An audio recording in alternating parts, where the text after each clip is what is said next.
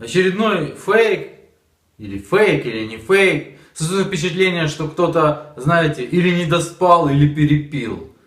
Начнем. Шалом. Шалом.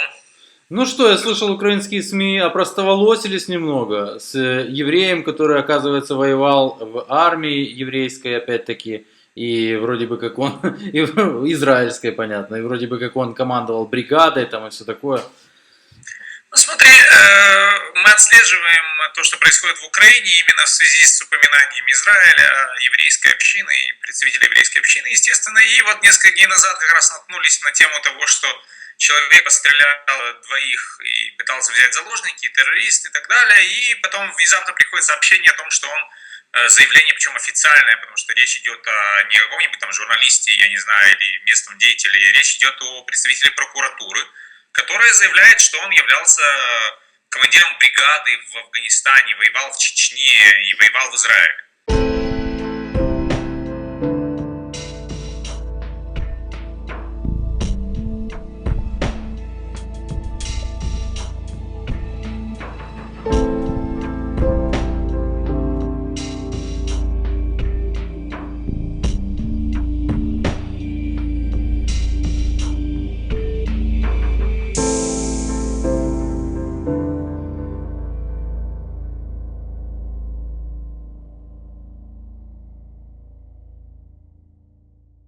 Я начал смотреть, проверять, есть ли у нас какие-то командиры бригад, которые воевали в израильской армии. 48 лет человеку, странно. То есть он должен был достаточно давно репатриироваться для того, чтобы отслужить. И, в общем, странная ситуация сложилась. Начали проверять. Выяснилось, что человека с таким именем, фамилией и такой датой рождения нет. И тут достаточно случайно наткнулись на людей, которые, как выяснилось, знакомы с ним лично, то есть встречались с ним в Израиле, как-то не особо друзья, просто знакомые, которые знают, о ком идет речь, о чем идет речь. Так он бывал в Израиле, получается, да? Он был в Израиле как турист в 2011 году после отмены визового режима, пробыл здесь 7 дней, очевидно, за эти 7 дней он успел повоевать за израильскую армию, стать здесь тоже там бойцом израильской армии, наверное, каким, как все ты знаешь, у нас же, да, человек в момент, там, проходя по улице и увидев танк, становится, очевидно, на Украине специалистом по танковым войскам, а увидев там, я не знаю, изображение ракеты в израильской газете, он становится ракетчиком. В общем, потом, как бы, странно, как-то вот мысль, так сказать, она даже вначале не пришла, начали смотреть, то есть человеку 48 лет, да, по идее, если он был комбригом в Афгане, то Афган закончился в 89 году, значит, ему должно было быть 22 года.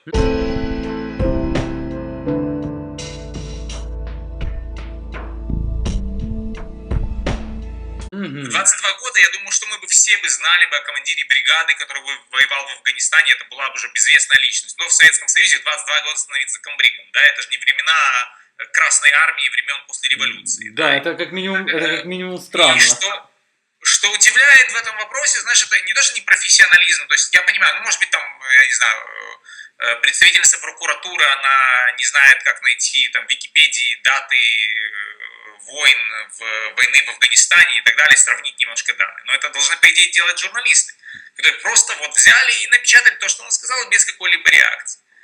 И, естественно, так как это привлекло наше внимание, вот написали небольшой материал по этому поводу.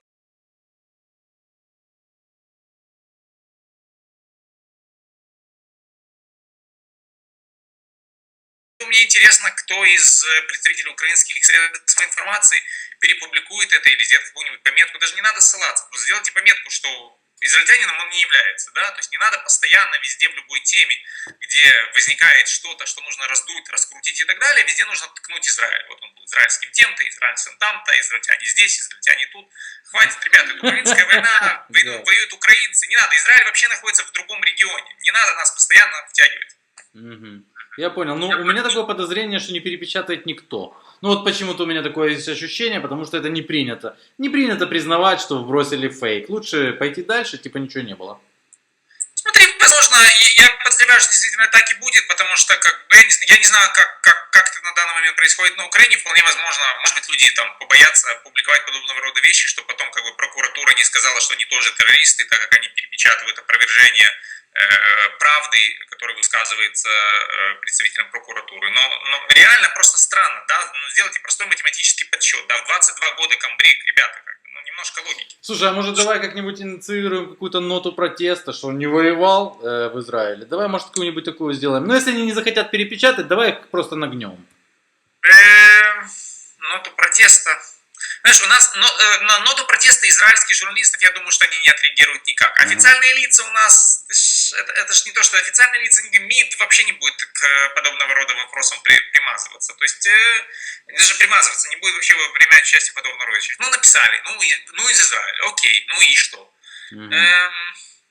Написать, может быть, в Униан, я не знаю, обращение в Униан с линком, что, уважаемые господа, вы опубликовали материал, в котором он указывает, что он является израильтянином. Он израильтянином не является, и как бы, если вы проверите данные по Википедии или по любой другой энциклопедии, вы поймете, что в афганскую войну он вряд ли мог воевать, быть комбригом и так далее. Слушай, но, возможно же, не оскорбили народ избранный, правильно, тем, что вот рассказали, что вот этот убийца, да, получается, как бы является израильтянином. Террорист, да, это, по-моему, ты знаешь, это... что оскорбили, знаешь, мы как бы это оскорбление, да, ну, подобного рода оскорбления у нас звучат регулярно, да. Ну, не скажи, это бросает тень, это бросает, вот лично для меня это бросает тень. Вот я почитал уже, и как бы, так, знаешь, уже какой-то осадок остался. Я тебе скажу, что после всех публикаций о том, что с обеих сторон этого конфликта воюют какие-то ниндзя, какие-то супермены, суперспециалисты по всем родам войск одновременно, которые, я не знаю, в Израиле... Нет, есть те, кто реально служили, да, но люди там, я читал нескольких людей, они достаточно производят тягостное впечатление. И есть люди, которые рассказывают о том, что они были супер-пупер и так далее, и на самом деле при базовой проверке выясняется, что как бы или не имеет ни малейшего понятия, о чем он говорит, или действительно человек с некими, я бы сказал бы, проблемами. Психического плана. Я не знаю, какого плана, но проблемы. Я понял. Хорошо, хорошо. Что ж, мы сделаем видеоблог. Ты же понимаешь, что наша беседа снималась, правильно? Да, все понятно. Прекрасно. Окей, все, давай. До Удачи, связи, всего. пока. Шалом. Мы еще немного потроллим прокуратуру, потому что надо или извиняться за свои вбросы, или просто уходить с должности, заниматься там приусадебным участком, ну, к примеру, да.